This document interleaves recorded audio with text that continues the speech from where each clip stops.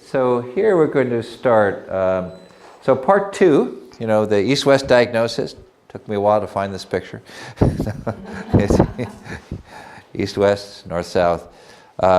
So let's talk about, again, the six conditions, the six types of conditions. So the condition is really, this is, again, as I said in the last class, the missing link that is not addressed by medicine and also natural health practitioners many times is the underlying condition that creates disease. So there's always an underlying condition that creates disease, and in a real full spectrum macrobiotic approach that I use, I work to address the underlying condition. So there's a story that a natural holistic doctor told once, that when he was learning medicine and he had a professor he was learning under, some woman came in with a very bad skin rash. And so basically, they took a sample of it and sent it to the laboratory, and then it came back as skin rash, but it was written in Latin. So the doctor who was learning said to his professor, but didn't we know this? And then the doctor who was over him said, but now we know, we have a diagnosis. So medicine, modern medicine is often in the naming game, naming of things. We'll talk about this when we get into illness, but regular medicine, not holistic doctors, some holistic doctors too, but not, are basically often addressing symptoms. So with drugs and things. Some holistic doctors are doing that too, but it's better things they're using for the symptoms, less side effects, herbs but some are using it in the same way that they use drugs. They use it like a pharmaceutical. Not addressing the underlying condition still. It's actually rare, even for a lot of holistic health practitioners, as well as even the natural-oriented doctors, to address holistically the underlying condition, because often they don't know about the information. What is the underlying condition? So, for instance, what I found is, after studying, the Eastern medicines and then connecting it with the Western understanding, that these are the six type of conditions that all people have with all illnesses. And so in health, of course, you have a balanced condition, no excess, no deficiency. But when you're sick, then it takes a while to get sick. George Ohsawa was a better philosopher than he was, the macrobiotic teacher and writer, was a better philosopher than he was a dietitian or nutritionist, because he only had everybody fast. Everybody would fast. And fasting only works for certain conditions. Now like fasting only works for which conditions of the six? The full conditions, full yin and full yang. You can fast and they'll help themselves. But all the other ones, any empty condition, gets worse with fasting. And because diseases like cancer and heart disease are chronic diseases, they often don't do well on narrow, restrictive diets with your fasting, because the doctors don't know the underlying condition. In fact, I'm always really shocked when, like, someone gets an operation, like a woman gets a hysterectomy, and then a month later say, okay, now we're going to start radiation. It's like and I'd see the person, I'd see signs of weakness, and I'd say, well, you're not really strong enough to do it. I can't tell people what to do medically, but I said, can you wait a little while so you recover your health? And I always tell people the dangers of things like radiation and chemotherapy. They're double-edged swords. They only work when conditions are really isolated. They never work really well when conditions have spread deep in the body. They actually know this in Europe. Even the doctors know this in Europe, at least the holistic doctors, that it doesn't work when it's spread. It only works when it's isolated. And even then, like, say, if someone had breast cancer surgery and does radiation, that's known actually to spread the cancer. But they don't look at, there's no way to look at the overall vitality or energy of a person as taught. And it's so useful for people to understand that. So, for instance, full yin is characterized by swelling, but the person with the full yin condition still has a lot of energy. So those people when they go on the fasting types of regimens, like the more vegetarian macrobiotic orientation, or they go on vegan diets or the raw food diets, the swelling will go down. If they stay on that diet, though, then they'll start getting more deficient. But temporarily it'll help. The full yang will also be helped by those diets too, because they have so much energy in their system, they could drain it. But people don't realize this, so they give everybody the same kind of diet. So everybody gets the vegan diet, everybody gets the raw food diet, everybody gets the narrow macrobiotic diet, and then, and then they wonder, well, some people do well, some people don't. But I found over the years of examining people, looking at people, that's why they do well. It matches their condition. So basically, the full yang condition, empty yang conditions also need extra nourishment, so they never would recover on a vegan diet because their body is so empty of energy and nutrition, lacking calories, proteins, and fats, and vitamins and nutrients. They never will recover from that diet, from using that diet. They can never do that in a million years. And the interesting thing is that even, I've seen that, there's wonderful, benefits of acupuncture and wonderful benefits of things like yoga and qigong, but often the people don't change their diet enough. If they don't change their diet, then those wonderful techniques have limited benefits. I mean, symptomatically, they can get rid of symptoms or help people, but they really need to change their diet, to really make it more effective. And recently, I just saw someone who went through acupuncture training, but she has test anxiety, so she couldn't pass the test yet. So I'm hoping that, helping her, she'll be able to pass the test, because I had the same thing happen with a friend's mother who came to see me, and then she was eating really nourishing foods for about 6 months, and then she passed the bar exam after the 5th time, the 4th time of failing, 5th time she made it, and she was able to relax, and because of nourishing foods. We're going to talk about that later with health and behavior. So I'm hoping this person. But I was really surprised that this woman had taken Chinese herbs from an acupuncturist so long, but her diet was almost nothing. Like she almost ate no food. And so the herbs are going to have limited benefit, because what I discovered about all herbs is they just move the energy around. They don't give you energy, they move the energy around. You have to have energy.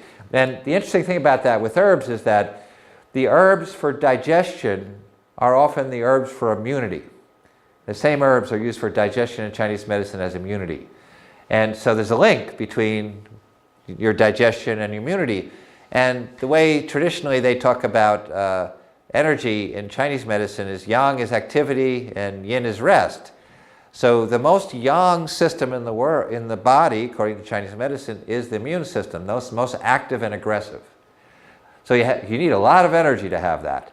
So basically, the digestive herbs and the lung herbs are the same herbs that they use for immunity. So that means strengthening your digestion in the lungs to get more energy, your immune system goes up. But if you don't have enough food, then you're not going to get energy from food. Because you have to have, and if you don't have enough nourishment, you're not going to have energy from food. So this, I was really surprised, but I think this is very common, that something like herbs are just used. And if someone happen to have enough energy in the body, they work great. They don't have energy, they don't work so great. Same with acupuncture. Acupuncture is interesting. It moves the energy around in the body. It doesn't give energy. In acupuncture, the only thing that gives energy is moxa. That's heat. There's an old technique, but only a few people in America do it, where they put energy into the needles. And then the person who does that acupuncturist have to have a serious qigong practice to build energy in their system so much that they could transmit energy. If they don't have a serious practice, they can't transmit energy either. That's why I'm not really fond of Reiki. I always think it's funny. 2 weekends of Reiki training and you're a master. 3 weekends, I always, the joke is 4 weekends, you're a grandmaster? No, it's like, but I've seen the most unhealthy people giving Reiki at conferences, because they don't take care of the diet, and the energy practice of Reiki is not enough to build energy in the body. You need really good energy practices to build energy in your body, and then you can transmit it. When I started doing very serious Qigong about 15 years ago, I noticed my acupressure massage really improved. People would get acupressure from me and they'd say, and this acupressure is like shiatsu, and they say, I've had shiatsu before, but it never felt like this. And it was because of energy, the person's energy. So energy is really the key. And so basically, Underlying conditions. Now, two conditions we didn't mention in the last class are interesting to look at. Mixed empty yang and yin. So that person's eating lots of poor quality animal food and also eating lots of sugar, sweets and stimulants, alcohol or drugs. So they have a lot of inflammation and they have a lot of congestion and built up in the heat from overeating animal food. The mixed, you have full yin with so full yang and full yin, and then you have empty yang with yin. Empty yang with yin is a very common condition that occurs with vegans, macrobiotic eaters who eat more vegetarian macrobiotic, low fat, because they don't have enough calories, enough fat, enough protein, enough vitamins, so then they go to coffee like I did years ago, or empty yang with yin, the number empty yang with yin, number 5, or they go to a lot of sweets, a lot of sugary, a lot of sweets. So it has a similar, and sometimes sometimes people on paleo diets would get that interesting empty yang with yin condition too, or get some kind of mixed condition because they start getting into chocolate and coffee. People in paleo diets really like chocolate and coffee a lot. Stimulants, to keep your body stimulated. So first thing we're going to look at, now we're going to zero in on the condition here. So we're going to zero in on the condition by looking at under the eyes. So the eyes relate to the kidney energy in Oriental medicine. But what I discovered was that kidney energy in Oriental medicine is really adrenal glands and possibly the whole endocrine system. The adrenal glands and the whole endocrine system. And so basically you'll have, for instance, when someone is young, a lot of times the eyes are clear underneath. As they get older, it starts to change. If it's basically, sometimes you'll see darkness in children under their eyes, but what you're really seeing is purple because the body's in a stress mode. And like for instance, if a child is given a really high sugary diet, that acts like something like highly caffeinated beverages, for the child. They get into a stress mode. Or if their diet is missing nutrients, they'll have the purple under their color of the eyes. Or if there are a lot of electromagnetic energy around them, like they're having the cell phones and computers near them, or we could even add geopathic stress to that in certain places. Children are sensitive to environmental influences, especially if the food is not good. So a lot of different factors would influence that. So first thing we see under the eyes is colors. So colors under the eyes. So the most popular colors, most common colors, well, black is one color, but there are actually several more colors that are under the eyes. So let's talk about it. So clear and natural, first color, clear and natural. So clear and natural is basically a healthy condition of the adrenals. The adrenals are not stressed. The body is not stressed at all. Mind's not stressed. So clear and natural. Let's put this a little bit clear. And a natural color. So that could be for someone who is dark skin, that will be just the dark color under the eyes. It's harder to see some colors on the face with people with dark skin, but they do show up certain ways. Then you have red. The adrenals are overworked. Adrenals are overworked. Purple, the adrenals are on fire. And then dark, adrenals are burnt out. All right, so clear and natural, healthy. Red, adrenals are on fire. Purple, red, adrenals are overstimulated. Now, the interesting thing is I always like to see some interesting physical correlations. And the interesting physical correlation is that I actually think that what these colors are is you're actually seeing things like the adrenal hormones. Because the skin here is very delicate. So I think you're actually seeing the adrenal hormones running through the body. So the red color is, inflammation because the body's very irritated from that.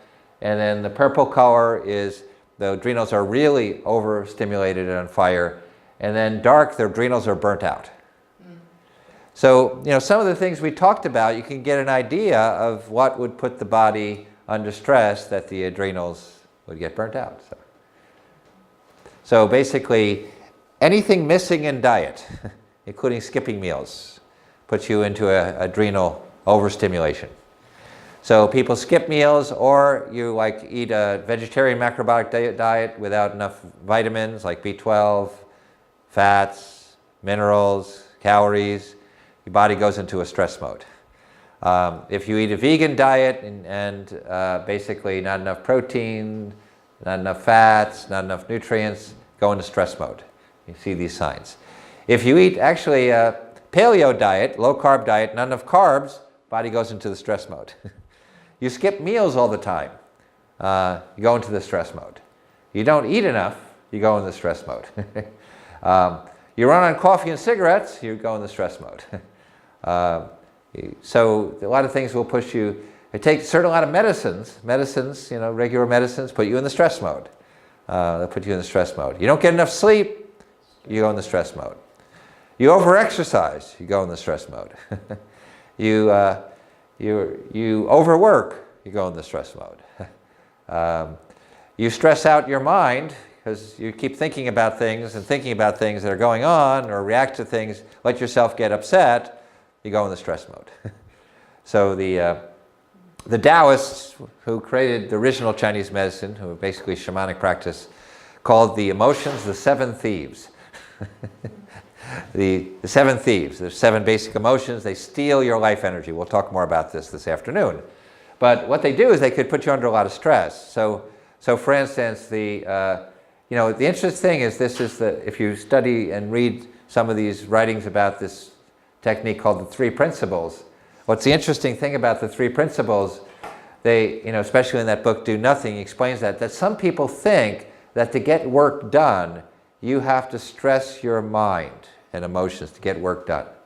Or if something's going on that is wrong, that you have to get stressed out emotionally to deal with it. And if you're and some people think to work you have to be stressed out emotionally to deal with it, because otherwise you're not effectively dealing with it. It'll make you deal with it more effectively if you get revved up emotionally and push and angry. But does that make sense? If you're more stressed emotionally, are you going to do better or worse? Worse. So there's a story that's told in that book, Do Nothing. Mark Damien Smythe, or Damien Mark Smythe, or Smith. I think that's the English Smith. Where he tells that there was a contract with the military these people had, and so they sent a team, the best team of the company, to talk with them. There was some problems, and so that they're going to hear from the general and his staff about the problems. So the general and staff, told about the problems that they're having with the project, and then everyone who was there, the people coming from the company, just calmly listened and just nodded their head. So no upset about it. They didn't get upset about it. They didn't get angry about it, stressed or worried. And so the general was really upset that they weren't getting revved up about it, that this group was not getting revved up about it. So he said, he called the company, said, you have to send another team. Send your best team, because these people are not taking this seriously, these problems seriously. And then the president said, this is our best team. So they went back and they discussed it, and basically, so they realized, they explained to him, would you rather us get really upset and agitated? Do you think we'll come up with a better solution if we're upset and agitated, or if we're calm? And just, so they came up with a solution, and the general was really surprised because, he was used to going around yelling at people and getting upset and stressing other people, and if people weren't stressed, they weren't taking their job seriously. But that's a mistake. So sometimes we have to, sometimes it's a mental thing, but as we find out when we talk about these things, and that basically you have to, your food will make a big difference, and lifestyle will de-stress you. But you're in the stress mode. So if you eat a lot of chemicals in your diet, you're missing a lot of nutrients, you go in the stress mode too. Environmental factors are bad, you go in the stress mode too. So all the things we talked about. So not enough salt, your body goes in the stress mode. Not enough protein, go in the stress mode. Not enough nutrients, you go in the stress mode. So not enough calories, stress mode. So purple is the worst, and dark means now you burnt out the adrenals. You're getting an empty condition. And this is the whole body. The interesting thing about under the eyes is it's really showing that you're weakening, the whole body is weak. And you have to restore the whole body. Now, vision is related more to your liver energy. So the liver energy. Now, the liver in Oriental medicine, is, as I said, they arbitrarily assign these, and in generally a good way at the turn of the last century in Chinese medicine, to the Western organs. So they say the liver is the eyes, but the liver is the vision of the eyes. But related to liver in Oriental medicine means the smooth circulation of energy, blood, emotions, and thoughts. So basically, if you have an eye problem, there's two causes of the eye problem related to the liver. One is energy is not circulating because it's stuck. It's a full condition, usually overeating meat, animal food, or a lot of swelling from sugar and sweets and stimulants. So you have to discover which one it is, because if you drain the liver and there's no energy in the liver, you could have a problem, because also empty conditions will make liver conditions and eye problems, because you don't have energy to circulate. It's empty. So they call it deficiency is causing the liver problem. So vision problems, you have to look at what's the cause of that. The eye whites is called sclerodology. It's a sclery thing. No, it's a sclerodology. And so sclerodology basically is studying the whites of the eyes. For instance, one thing that the inner part of the eye is related to the organs in the front of the body, going from the up to lower organs. The outer part of the eye relates to the spine. So going from the upper part to the lower part. So the inner part on both sides, is related to the organs, outer part on both sides of the white. And you have to open up the eyes. We'll do an example of how to look at that a little bit later. So I'm just going to tell you one sign. There's many signs in there, but one sign that is important to look at is red lines. After drinking the next day, you get those. So that means inflammation of the organs. The organs are really inflamed and irritated. So we're going to take a look at that. And this is where then we'll move around after that. So I'm going to give you some examples before you may be brave enough to look at yourselves and look at each other. So here's eye diagnosis. Remember this younger man in past years? Everybody loves Bill, and Bill loves Bill. Right. So, Bill loves Bill, right. So you see the swelling under his eyes back then? It got much worse, in later years. Yeah. And especially made much worse by his, more vegetarian diet or more vegan diet, because he aged after his surgery, and then he aged more after his vegan diet too.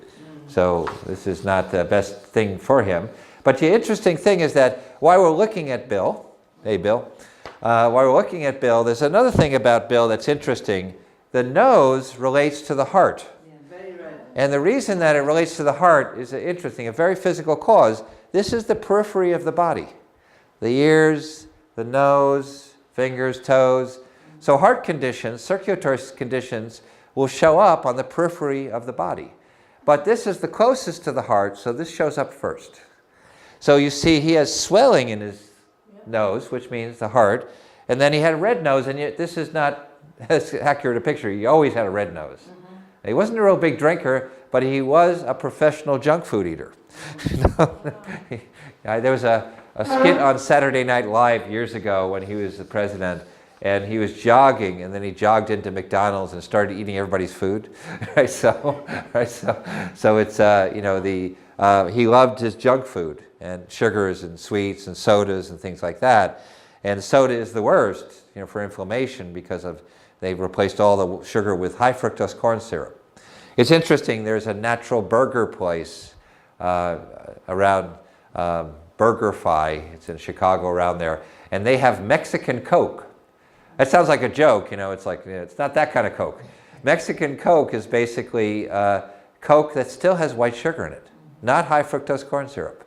Almost all the sodas in America have high fructose corn syrup, except one, there's a brand that is an alternative brand, they use white sugar. I think it's Boylan or something like that. And then Sierra Mist is the only one left. Sierra Mist is the only soda with white sugar. So the other ones have high fructose corn syrup, which is really bad for you. And there's a big difference. between that kind of soda and the other soda. If someone wanted to indulge in soda, I just, and sometimes that could actually be therapeutic for someone who's was starving, very low calories, like the empty yang condition. Some judicious use of soda can actually build them up because the calories are so rich. But I would only recommend the real soda without chemicals and with sugar. So here's so he has that sign. So here's another person with the swelling. I don't know who this is, but with swelling. You see the swelling is even more defined here. And she also has another thing that's going on that's even more serious, and that is bags under the eyes. Luggage. You said swelling and bags are the same thing, no? Swelling is the more swelling is basically advanced. Advanced is the beginning bags, beginning luggage, and then advanced luggage is basically these kind of bags. So this means a very, very serious depletion of the kidney adrenal glands, the adrenal function. So the adrenals, the kidney energy in Oriental medicine is basically your constitutional energy. After many years of reflecting and studying Chinese medical books and Oriental medical books, I realized that everything they were saying meant that kidney energy is your constitutional energy. It's the constitutional strength, your genetics. So when you get to the bags, you're really drawing on your genetics. And when you draw on your genetics enough, then when that's gone, then you die. So this is like more advanced, a more advanced condition. So she could have other multiple sicknesses. So John, this could be reversed by good diet? Yeah, it can be reversed. The bags are the more serious condition, and the deeper condition takes the longer. Under the eyes take the longer. And not only healthy, proper nourishment with enough calories, but also rest, sleep, de-stressing, mentally or physically. Like, for instance, when you do Qigong exercises and gentle yoga, it puts your body in the parasympathetic mode, the non-stress mode. So those things will do. But, recreation, doing something that you love to do, not having an intense work schedule will help you restore the adrenals. So for instance, if someone wants to restore adrenals and they're working 70 hours a week, it's not going to happen. They have to. Okay, so this here. So, and one more sign is, this is Sampaku again. So this is a more serious Sampaku, right? Sampaku is the three whites showing under the eyes. So this is a sign that the nervous system is becoming weaker and weaker. And the theory behind this, the way this is explained, is that basically this is a sign of an impending death by accident or violence. President Kennedy had this before his death. Lincoln had it before this. Sukarno had this before his death. President Diem of Vietnam, Sukarno, I think from, where is he from? Thailand, maybe, Thailand or Burma, something over those countries. And they all had this before their death. And it's interesting, there's a system of face reading called personology. And personology is based on, it's based on personality tests. And then they make the connection between the face and the personality tests. Thousands of personality tests. And this one, interesting in personality, is a tendency towards being clumsy and getting in accidents. In other words, a weakened nervous system. The nervous system becomes extremely weak from things like sugar, alcohol, too much stress in the body for a long time. And the idea behind this is that when you die, your eyes go up in your head. They go up, and this is beginning to happen, the beginning of that. The nervous. They go up because they watch the departing soul? It may be. But this means the soul is departing on an energetic level. It's already leaving. Yeah. It's already leaving. If you see a person like this in person, there's like a weird kind of energy where they look like they're floating. And if you can see it like from 50 feet away, it's really bad. Wow. Right? So, Can a person see that in themselves? If it's they're looking in it's hard to see themselves. You might be able to take a picture with your iPhone. It's possible. Okay, so now if you want to, people sometimes are shy of looking around at each other, but if you want to look around, you can see some of them, give some funny feedback. Okay. If you don't, we can just, you can do it in the dining room later, so, and look at people. We call that walleyes with horses, Uh-huh. and their personality is just crazy. So Okay, well- by a horse. It's easier to do this in groups when we have a lot of people, so I'll just go on here from here. So I took Mick Jagger's mouth here. No, right, no, right. So correspondence of the mouth is a digestive system. So this is where you have to reinterpret like Oriental medicine, including Chinese medicine, because they'll say, in Oriental medicine, they'll say, this is the spleen. So this is the spleen. And so basically, stay here? No, that's okay. Okay, okay. So let me show you the way to look, and you can look in her eyes. So we're going to look straight ahead here, right? So the way to look is you look here, look up, and you see if there's whites. If you want to come up and closer, you can see it. You see the red lines there? So this area here underneath is, the lower area is the reproductive organs.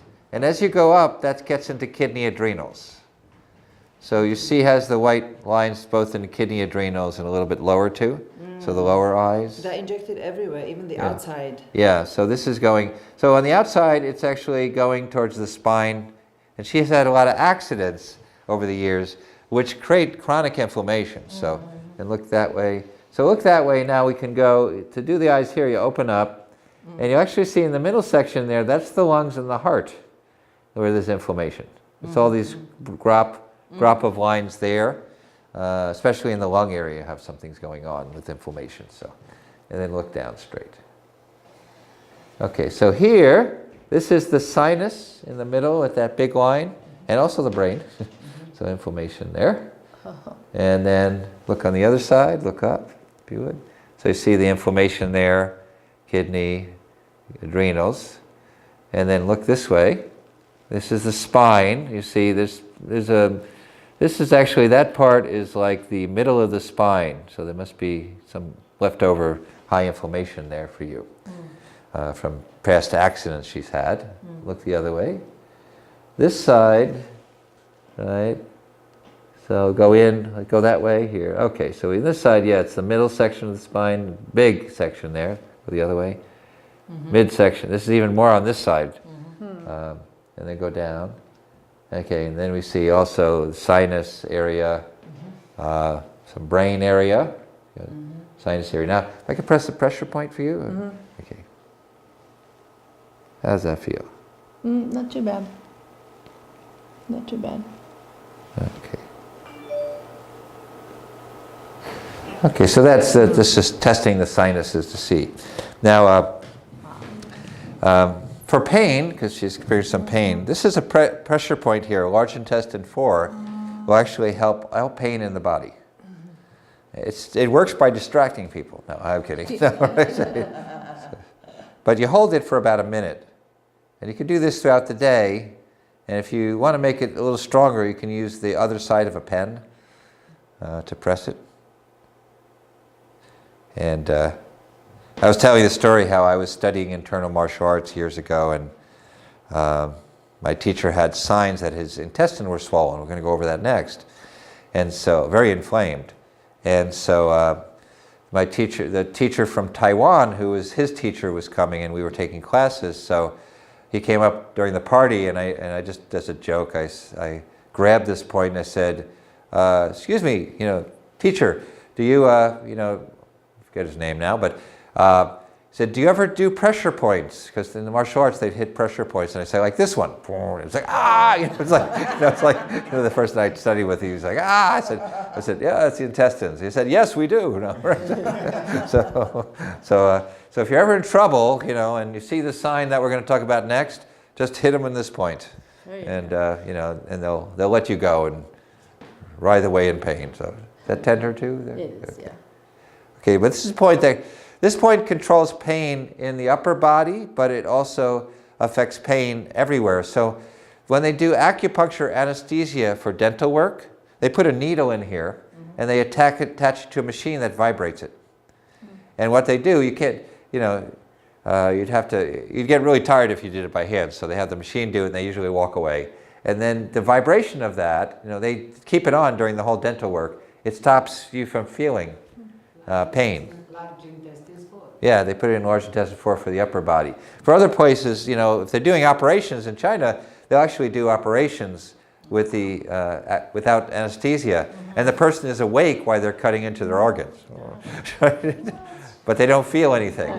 Yeah, this is how acupuncture became known in America. Thank you very much, Thank you, Shane. John. That was a pleasure. Acupuncture became known in America because what they did was that one of President Nixon's assistants, people in the state, saw a demonstration of the acupuncture anesthesia during an operation.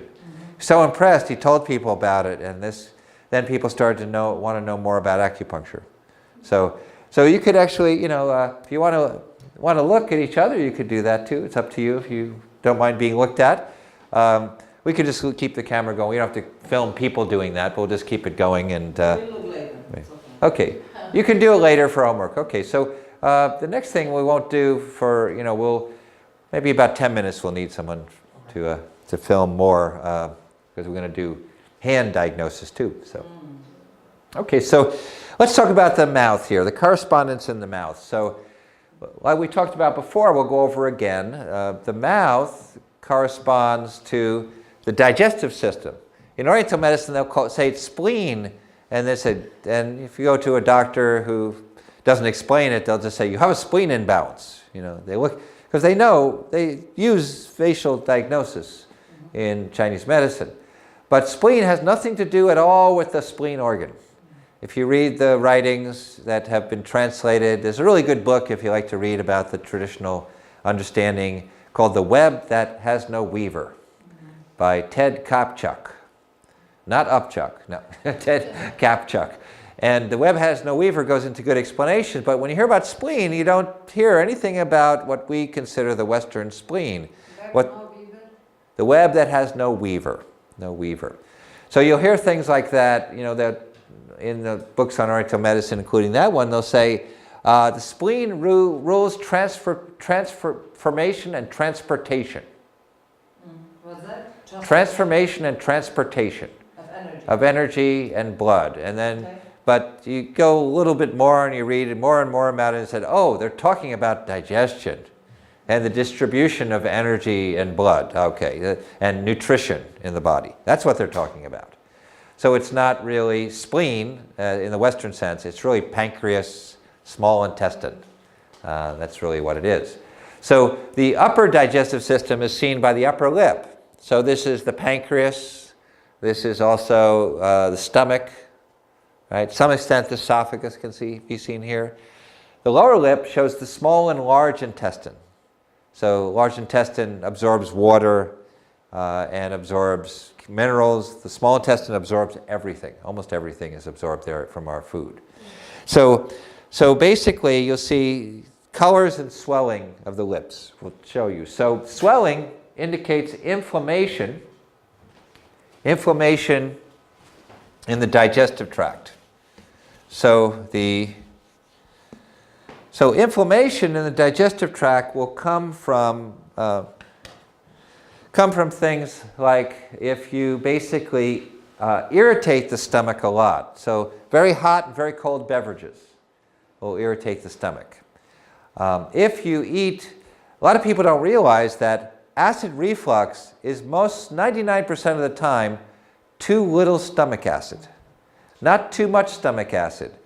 Doctors will give, regular doctors, not holistic, will give basically stomach acid blockers, which is really a bad idea, especially if you're over 60, but even if you're on them long enough, it blocks the absorption of minerals like iron and calcium because you need stomach acid to break them down. It blocks the absorption of B12, zinc, and protein too. So basically you need stomach acid and all food because without stomach acid your pancreas doesn't produce enzymes. So basically what happens is that the stomach acid blocker wrecks your digestion and you don't absorb anything, the major nutrients at least. So it's a bad, very bad thing to do. But if you eat a low protein diet, you start to have low stomach acid and you get lots of irritation in your digestive tract from the low stomach acid. You could be more prone to food poisoning too because it's your stomach acid that prevents it. So anything that would promote low stomach acid will make inflammation in the upper lip, digestive system. So that includes things like anything, basically, particularly the major thing is that if you don't eat enough calories and you don't eat enough protein, not enough protein in your diet, concentrated protein, there's no protein, you can't get enough protein from kale. But if you don't eat enough complete protein, like from protein drinks or natural animal foods in your diet, and to get enough protein, minimum 60 grams a day, for a person, but some people need 80, 90, or 100. And we're talking about complete protein, so really only animal food will give you that complete protein. Dairy products, eggs, natural meats. Per day. What's that? Per day, 80 grams. 80 grams, 60 grams most people need as a minimum. Then you won't produce enough stomach acid. You can start to get stomach irritation, inflammation.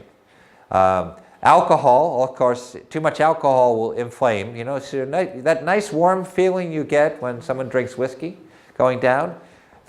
I joke, that's your esophagus burning.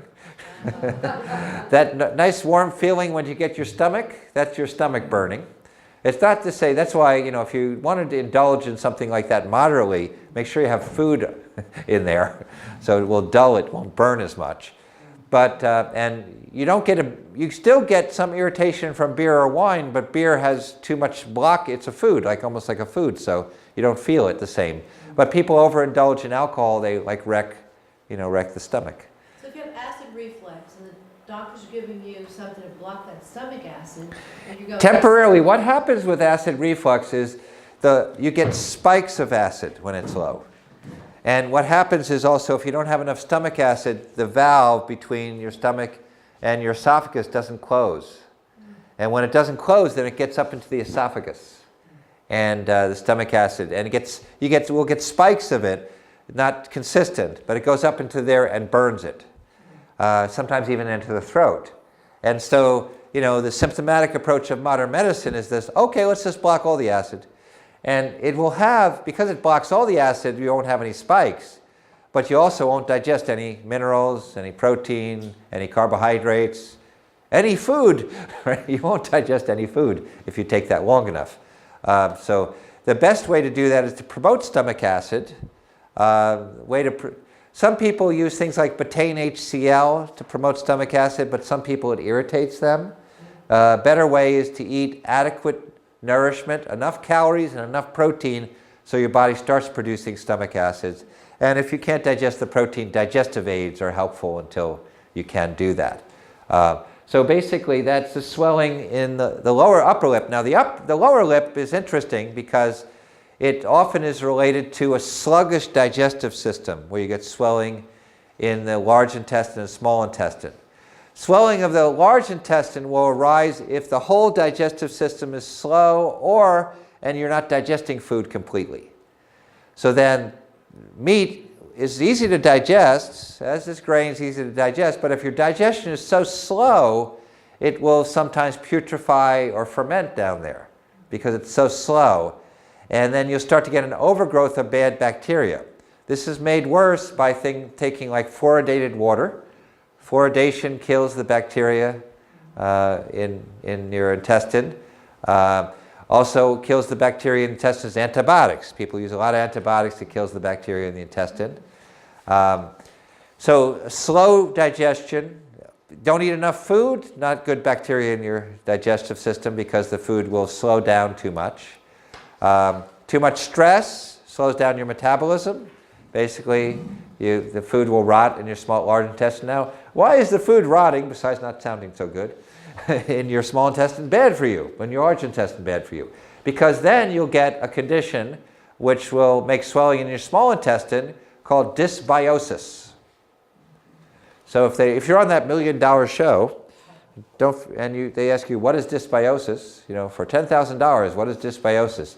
Don't forget to call someone here. So someone who made notes about dysbiosis. So dysbiosis is overgrowth of bacteria in the small intestine.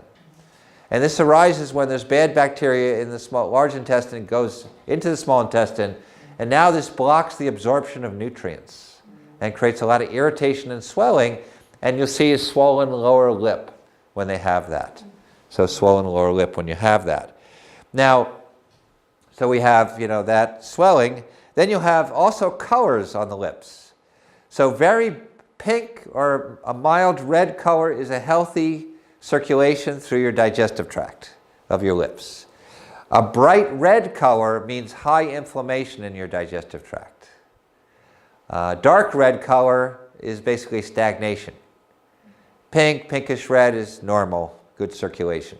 But dark red is stagnation because everything's moving through here slowly, too slowly. And so all the things that slow down your metabolism slow down your digestion like that.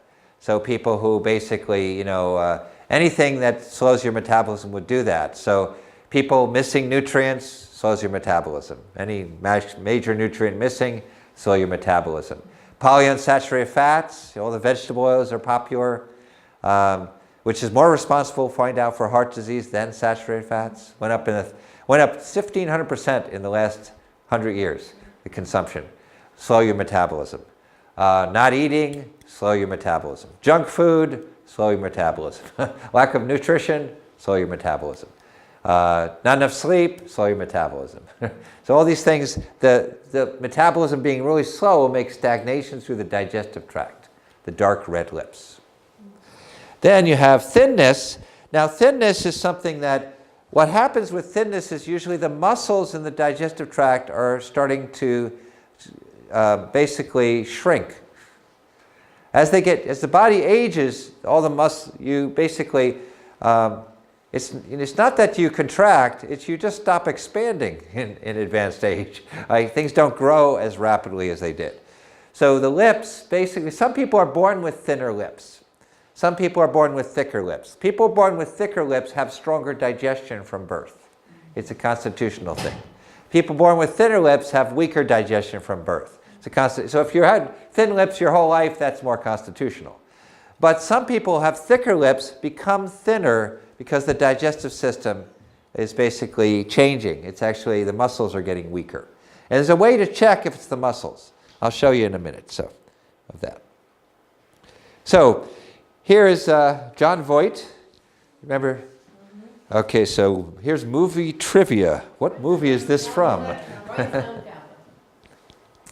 Midnight Cowboy. Midnight Cowboy. Close. That was the movie, the first movie that. Yeah, this was Dustin Hoffman and John Voight was in that. And this is when he was a liberal too. No, right? So, he became very conservative. I don't know if you know about him, but he became super arch conservative and right wing, and he was like really liberal when he was young. So that's Angelina Jolie's father. Yes, So he has the big lips too. Well, he has a swollen lips, when he was young. But here's an interesting picture.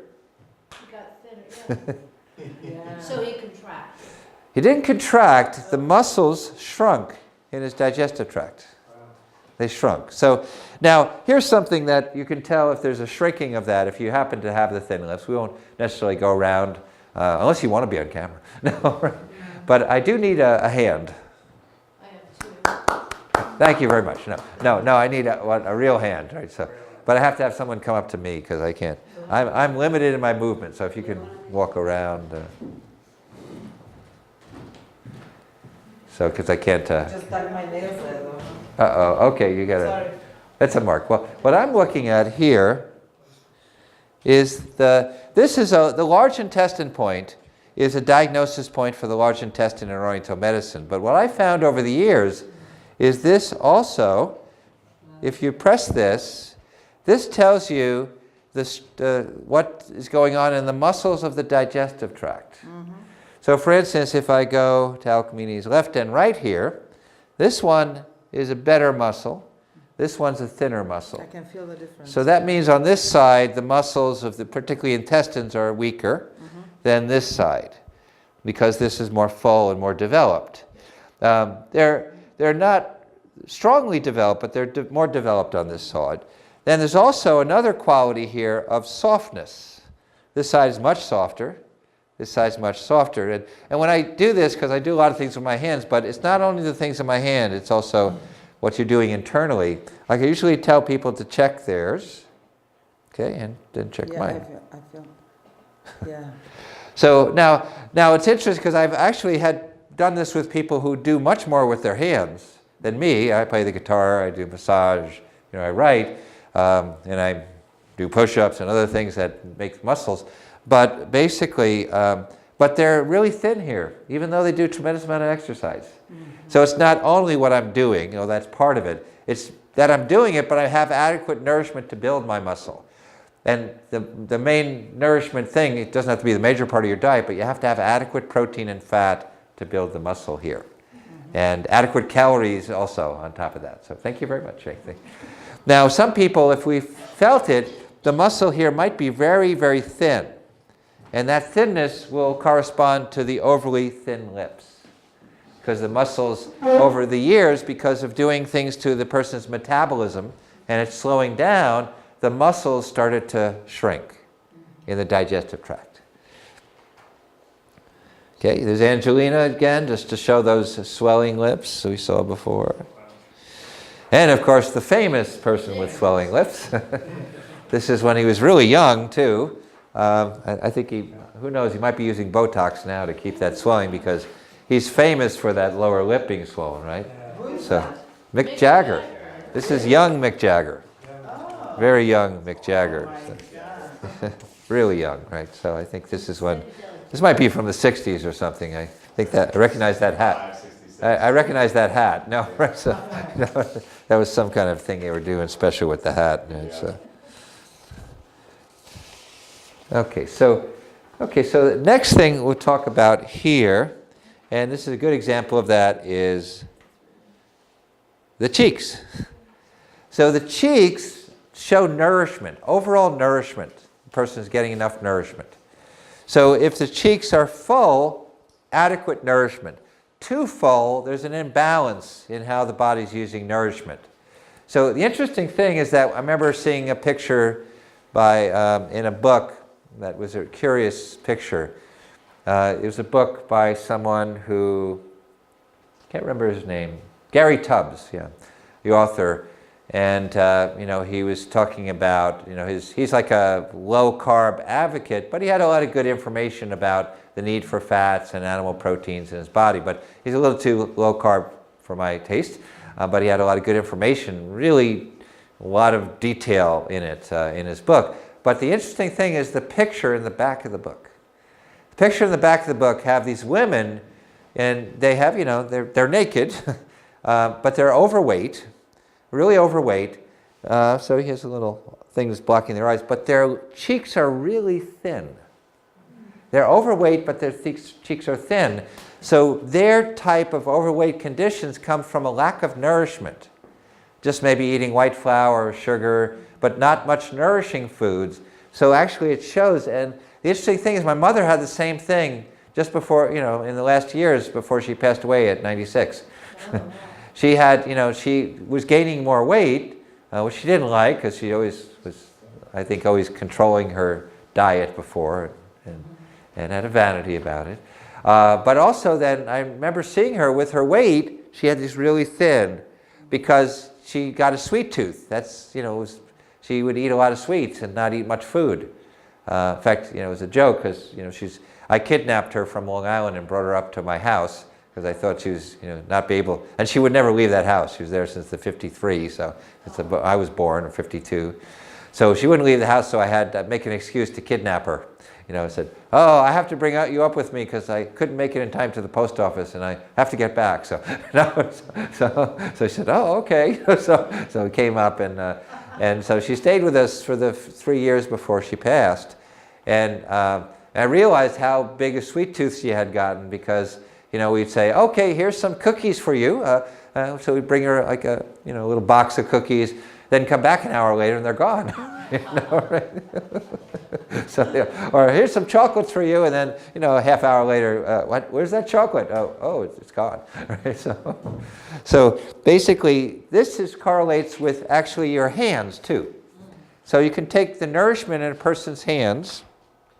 In fact, I will travel with my recorder here a little bit. So, can you move? Okay, I'm just going to come around here so I'm going to check people's hands here. So I'm going to check here, and check here. Okay. Whoops. Let's go around here. Check here. Check here. Oh, sorry, check here. We'll work on this later, so check here. Okay, check here. So, yeah, the softness is a different thing. The softness is a different texture, but what I was doing is looking at varying degrees of thinness. You know, some hands were, your hands were thin, your hands were thinner. So that means that there's some missing nourishment. Your hand's a little thinner, some missing nourishment. So that could be calories, it could be carbs, it could be something. And you know, softness indicates like, you know, more of a condition, overall conditional thing. But you know, there's also a little bit, if I try over here, there's also a little thinness too. So some missing nourishment. His is a little bit on the thinner. Everybody has a little bit thinness. And if you want to see fullness, you just see my hand. Right? So, Oh, John. yeah. That's a beautiful Yeah, so hand. the fullness, you can feel the difference in the fullness of a hand. You know, the fullness is right here in the palm area. So only the palm area is there. That's what we're feeling in the palm area. So mine have a pretty, you know, full quality to them. Yeah, yeah. So full quality to it. This is, yeah, well, this is a little slightly thin because if I feel like here, like compared to here, see? Should be fuller? Fuller, a little bit, slightly fuller. You know, a little bit fuller. Okay. So, you know, it's now, I've seen much thinner. You know, I've seen really incredibly thin hands. You know, actually, especially with women who were for years dieting. You know, they would focus on dieting. And then they'd get real sick. And remember, women, particularly, I saw a very interesting thing over the years. A lot of women with breast cancer would come, and I'd feel their hands, and they're like, I call them like the eagle claw. They were so thin. And I think this is becoming, years of dieting will actually lead to cancer. The reason being is because it's basically wrecking your metabolism. And cancer is low metabolism. So eventually the stress on the body. Cancer, we're going to talk about on tomorrow, but cancer is one of the diseases that's caused by stress. But stress could be dietary stress, could be lifestyle stress, could be mental stress, environmental stress. So we'll talk about how that mechanism and how to reverse it, and about medical treatments being not necessarily the best. Now, some people will have overly full cheeks. Sometimes they're taking excess nourishment, but a lot of times it's a hormonal issue where the body is not utilizing nourishment. But full cheeks and a heavy body usually means the wrong kind of nourishment. So like too much flour or sugar, easy to digest carbohydrates as a major part of their diet. But they're eating proteins, they're eating fats, maybe too much poor quality fats, too much of everything. There's an excess there. Because the thinness usually, if someone's overweight and thin, this usually means lacking nourishment of some type. That's causing metabolism to crash. But when it's a fullness, usually it indicates, like for instance, you'll see soft fullness here. Too much flour and sugary things, right? Or soft drinks. What do you mean hormonal? Well, hormonal means that it's lower metabolism. So basically, a lot of people, when a person's young, it may not be hormonal. It could be that there's just filling up on a lot of flour and sugar, soft, or filling up on a lot of meat, you know, cheese, a little bit harder and full. So it depends on the person's condition. Hormonal means like low metabolism, basically. Okay, so here, now hands and fingers. So we're going to look at hands and fingers here. So thinness or fullness of the hands we just talked about. And then fingers. Now each of the fingers corresponds to a meridian. But they also have some other interesting correspondences that in some real obscure Chinese palmistry they talk about. So the most obvious one is that the thumb in Oriental medicine relates through the meridian system, relates to your lung. The index finger in Oriental medicine relates to your large intestine. You could actually even put it in the chart if you want. And then the middle finger, also known as the New York salute, is usually this way, right? So that's how I remember this, is the New York salute. Sex and circulation.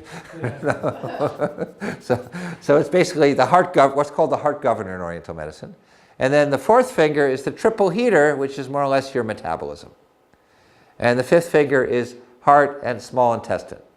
The heart and small intestine.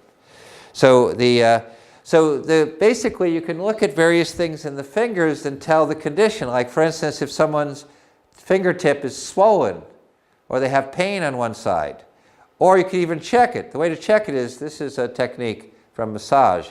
bend the knuckle and the thumb and press very hard on the tip. See if you have pain. Now you might have a little pain, but it shouldn't be so excruciating. It's just a little pain. But if it's really sharp, then it indicates, that there's a problem with an organ energy in the body. How does that feel? We had an organ problem over here. Okay, let me come around here this again. So I'm going to come around. I'll press the greatest hits here.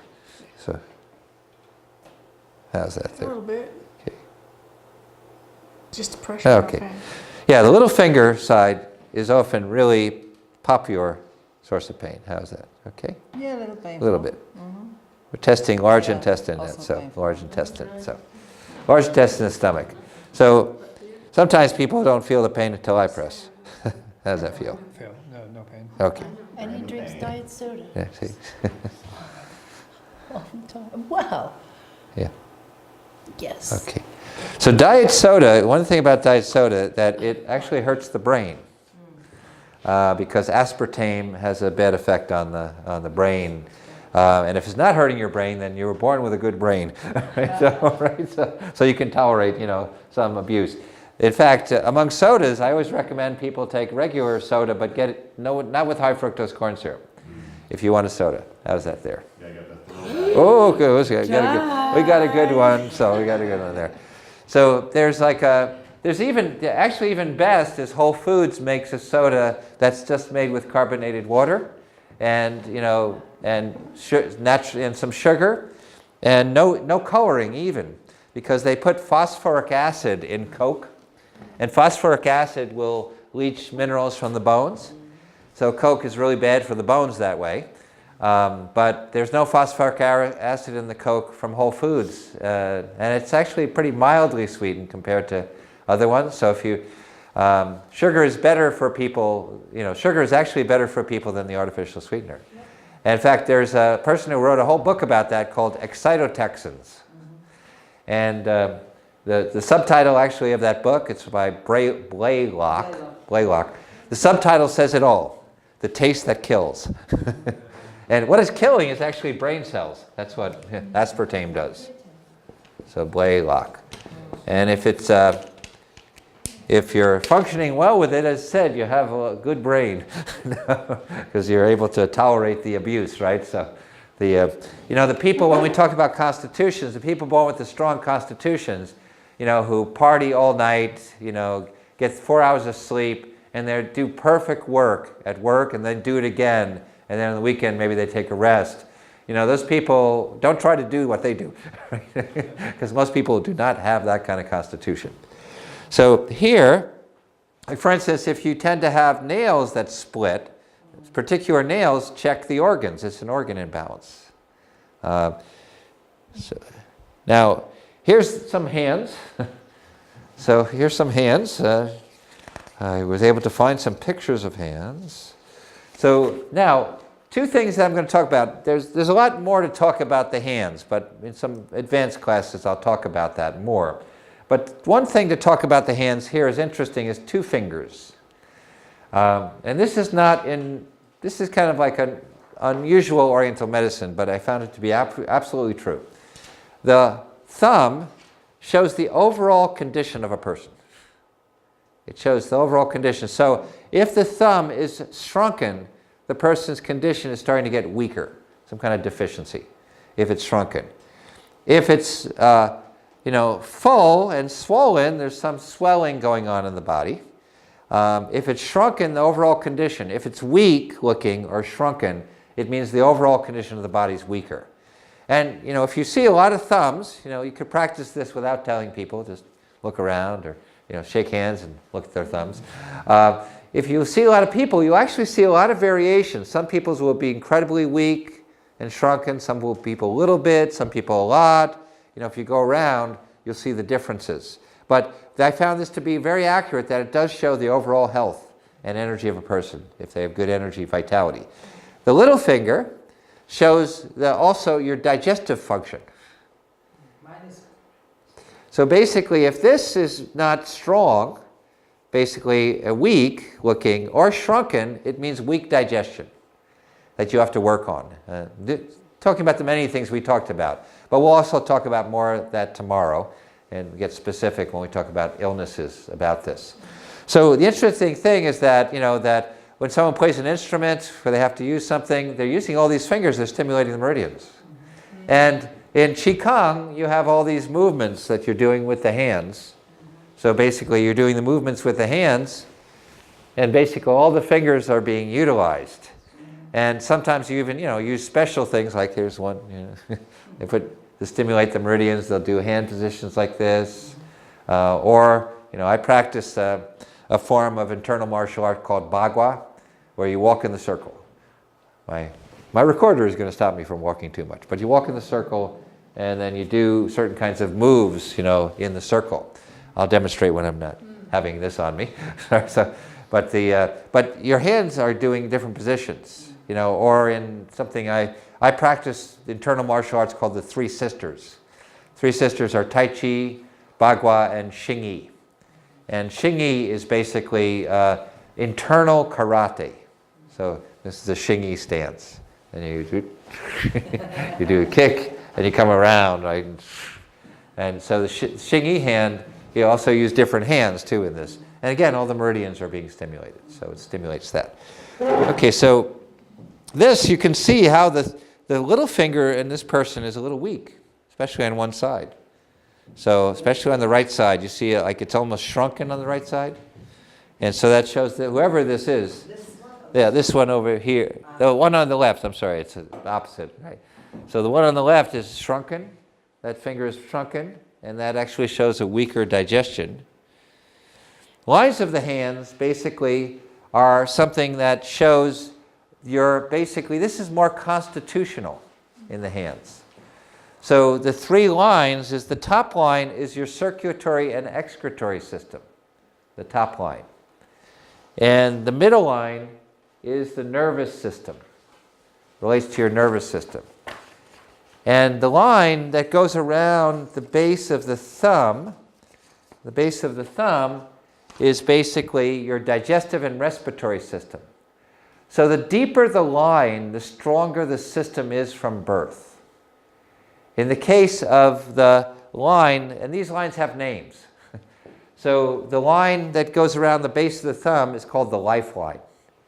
And so basically that means that as long as you can digest and breathe, you're alive, right? So there's a common sense connection to that.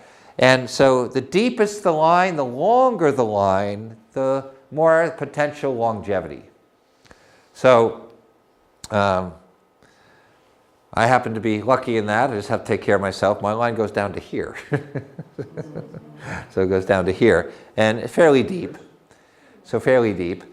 Then the middle line is the nervous system. If this line is very delicate, any line is very delicate, it tends to, people have chronic problems with that system.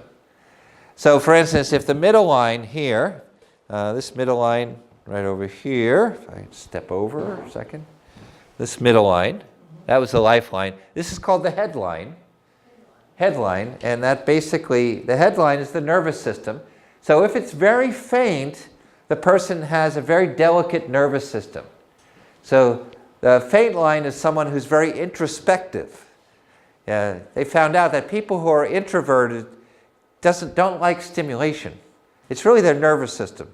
They can't handle the stimulation, so they like to spend time alone. While extroverts love the stimulation.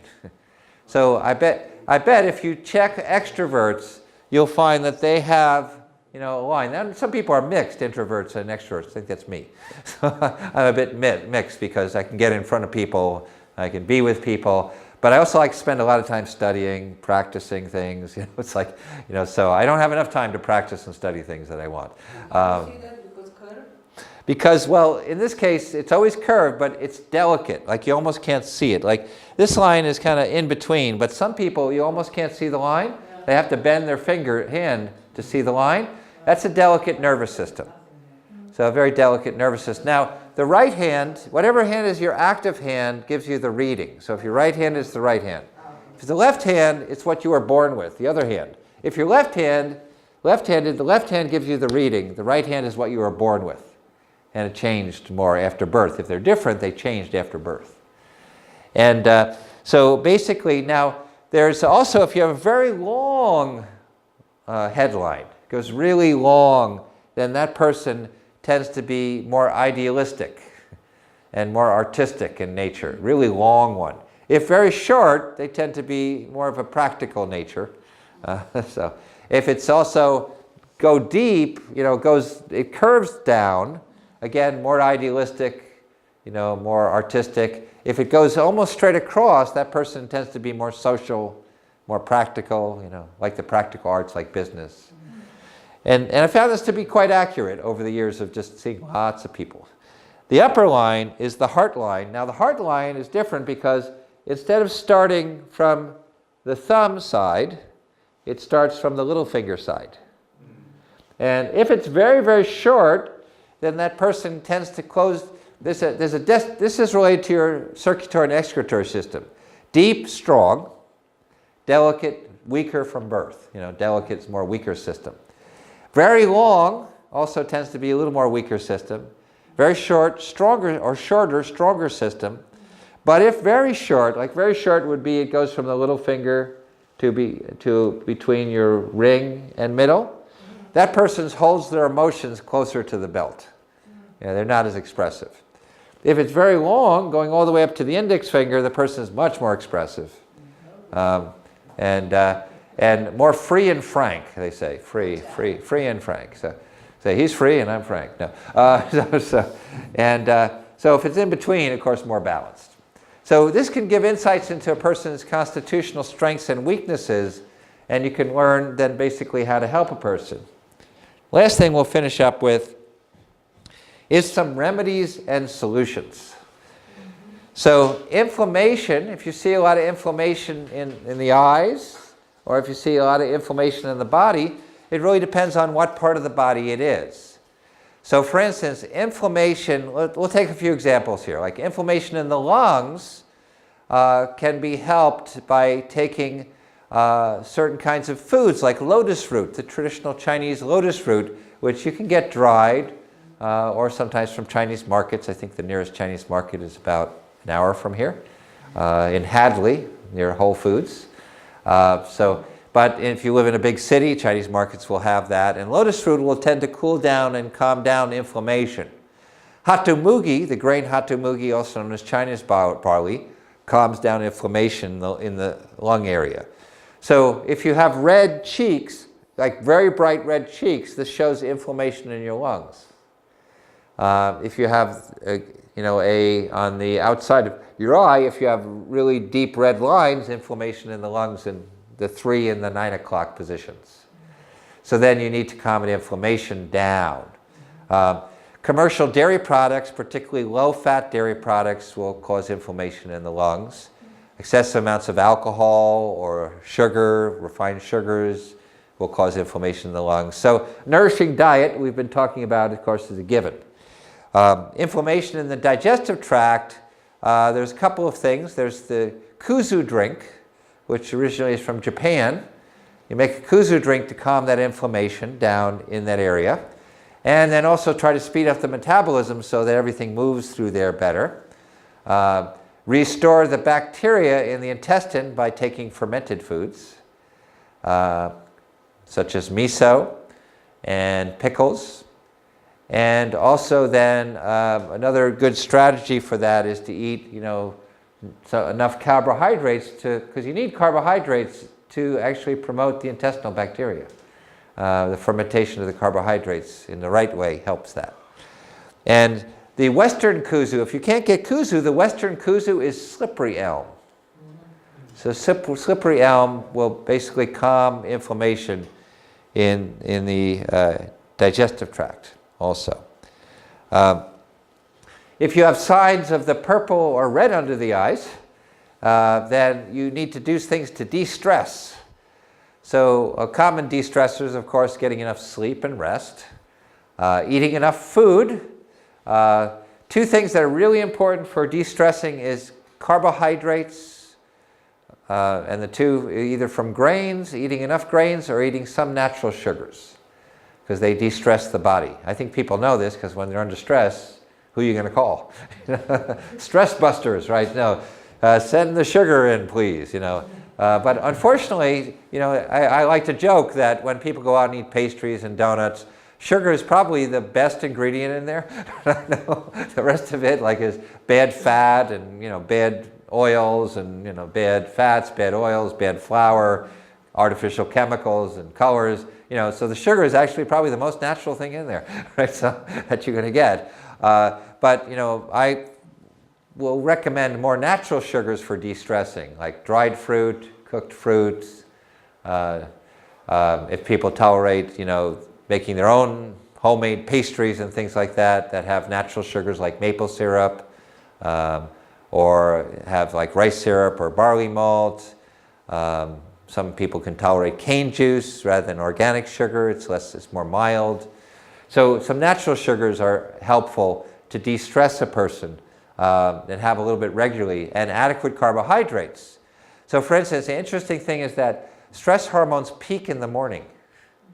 So if you skip breakfast, you get really stressed, especially if you just drink coffee and skip breakfast. And you get in really stress mode. So to de-stress, you need to eat within an hour of awaking.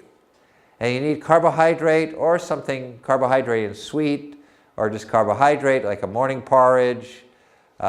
If you find that you really feel like out of it or stressed in the morning, then sourdough bread with a little natural jam and natural butter will de-stress you. Saturated fat de-stresses people too.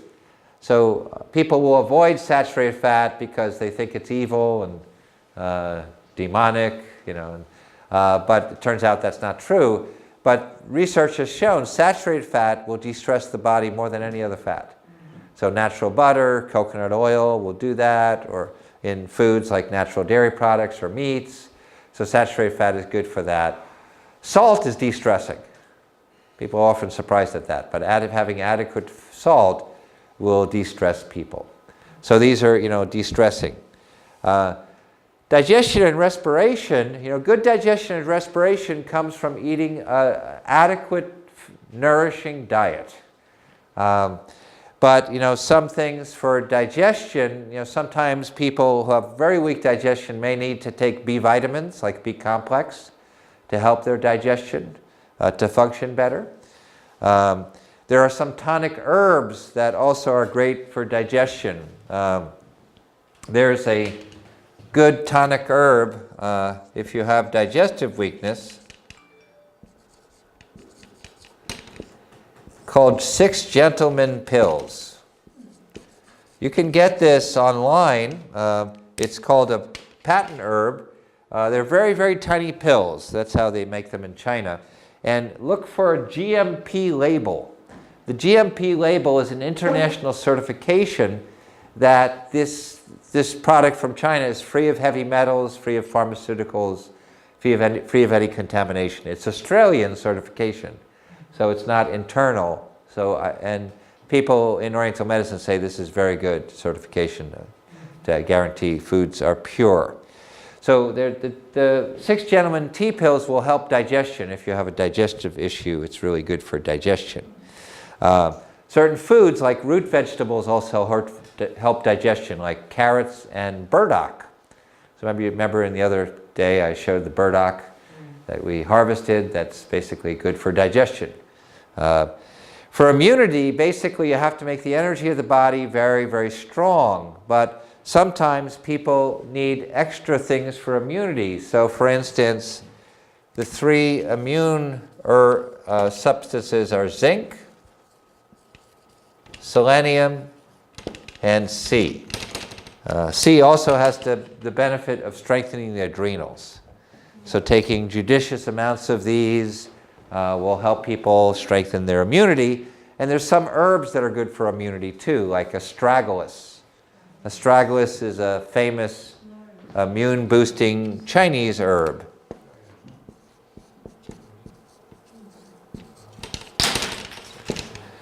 Now, immunity is very much related to digestion, and I'm giving you kind of an overview of certain things to recommend. When I do a consultation, I'll zero in on some things specifically for the person. So very important, though, is to understand if the condition is excess or deficient. because, for instance, if you give like a lot of raw foods, you fast a person, you put them on a fasting type of diet, and they don't have excess, then they'll have problems. My feeling is that approaches that are like somewhat fasting, like the Gerson approach, was much more effective in the 50s and 60s because the people who were getting sick in the middle age were basically born in 1920 when the food was still very good, and after the war some people, and they started to overdo certain foods because they were lacking, and they would get more, and they were still fairly strong in their constitutions, so even though they were sick they could take like a fasting approach. So it's important to know if it's an excess or deficient condition, and this is the mistake I found with modern macrobiotic approaches.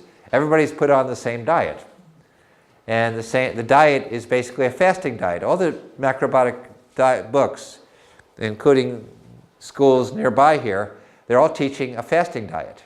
They're teaching a fasting diet as the daily diet too, but they use a more extreme version of their fasting daily diet for people healing.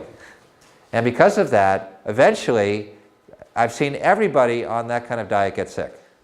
Eventually, on the diet that's recommended in the macrobiotic books, everybody gets sick sooner or later on that diet because they develop deficiency. The only one who doesn't are cheating. Going out and eating poor quality animal food, but poor quality animal food is better than no animal food. Or going out and eating something sugary and floury to make up for calories that they're missing.